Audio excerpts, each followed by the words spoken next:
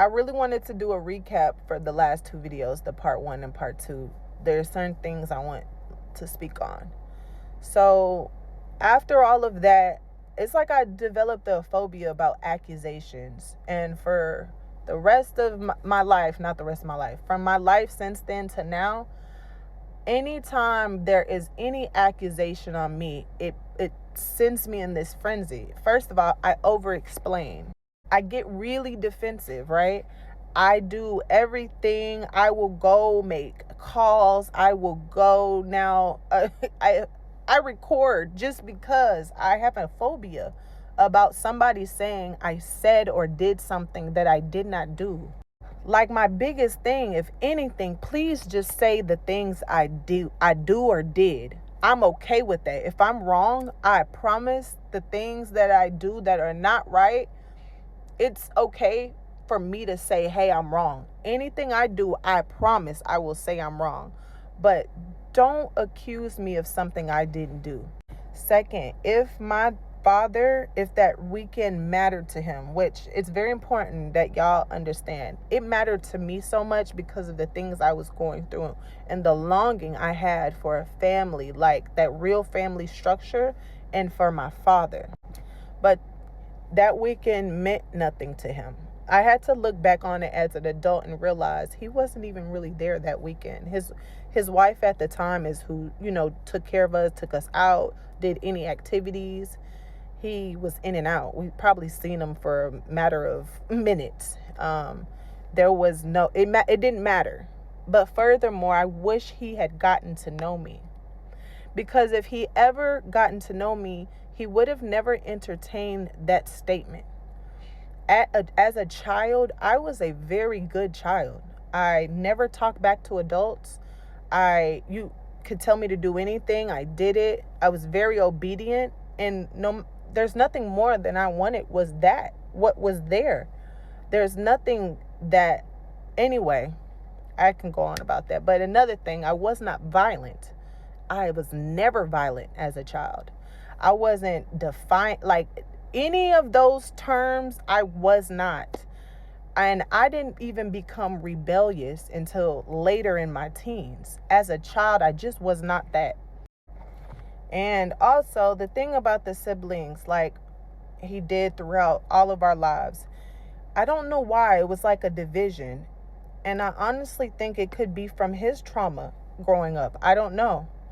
But it's so big to me now, like my own children. They can argue over a sock or who uses the bath first or the microwave.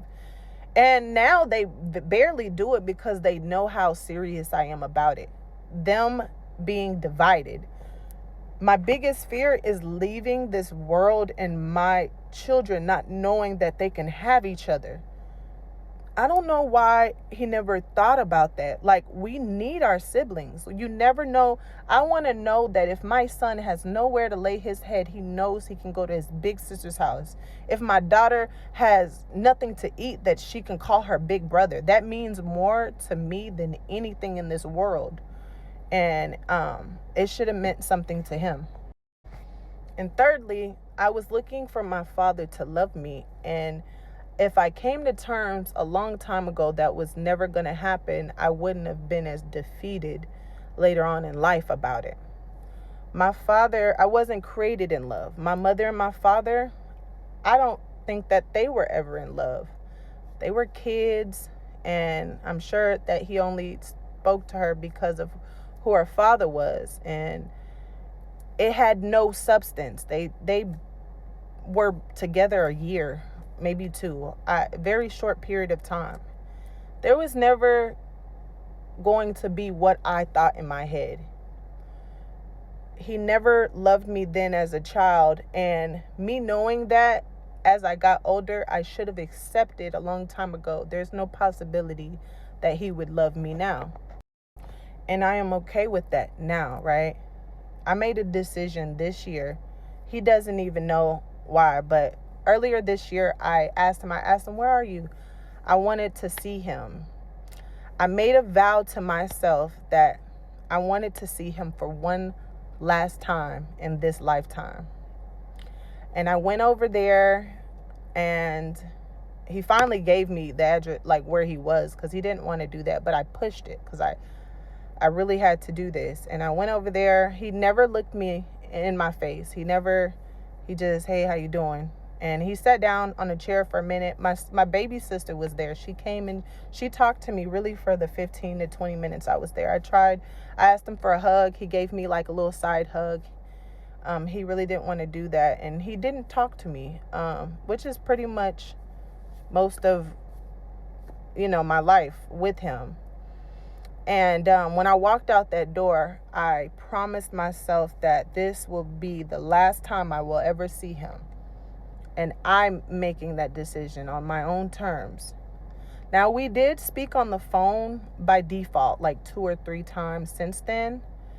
And that's only because there were things going on, and I was hearing he was saying certain things about me, and I just wanted him to stop. But the last time we spoke, we talked, and he called me. He called me on this phone I'm recording on now, but I had my other phone. And I don't know why someone told me to record it. He called me and he said, I'm sick. And that caught my attention. So I held the phone. He said, I'm sick. And he apologized to me. And although I don't know if it was genuine or not, I'm glad he did it. And he said he was going to work on himself. He's going to get better. And he just, it was, if it was fake, I don't know. But I decided after that would be my last phone call with him in this lifetime as well. I love him and I will always love him. But it's time for me to live a life in peace. I have to do that for my children. My own children, my son, he loves him like a lot. And he promised he was going to show up for this game. My son was at third base looking into the crowd the whole game waiting for my dad. And it hurt him. He didn't show up. And I said I will never do that again to my children, my child, any of them. Another thing is there was somebody that I talked to that's acquainted with him. During that time where I actually, because after that, I made a Facebook status. This is before that last phone call with him. And I said some pretty hurtful things in there. They were true, but they were hurtful.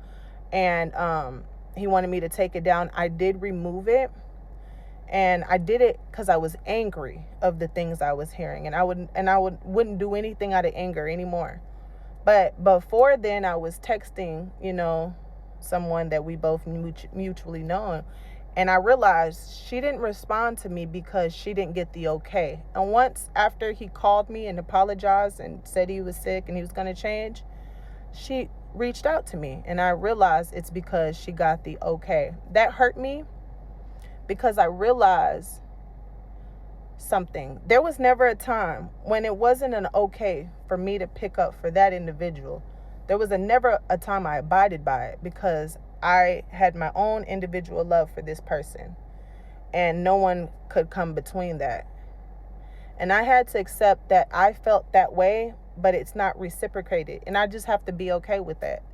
So I said that I am removing anything attached dealing with my father. And I just at peace. I have to be.